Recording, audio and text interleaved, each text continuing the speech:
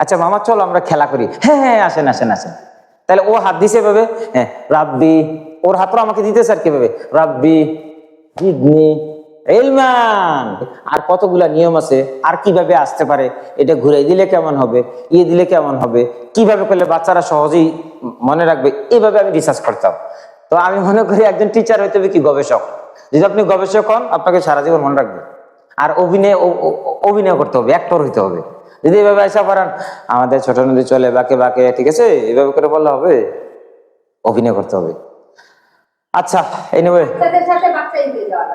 Absolutely right, একদম নির্যাস কথাটা বলছেন আপনি। বাচ্চার সাথে বাচ্চাদের মতো করে আপনার আচরণ করতে হবে, তাইলে ওরা মনে রাখবে।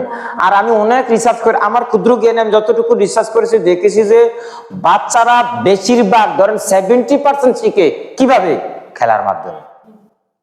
আমার ভাগ্নিকে আমি বলছিলাম, আমি কিন্তু পাইলটিং করে মানে কি, আমি সবসময় দেখি জিনিসটা, ডেমো করে দেখি এটা এইভাবে হয় কিনা, কোন কিভাবে হয়, বুঝতে পারছেন? কারণ এগুলা তো আমাকে আবার বলতে হয় কথাগুলা, এই জন্য আমি রিসার্চ করি এগুলা।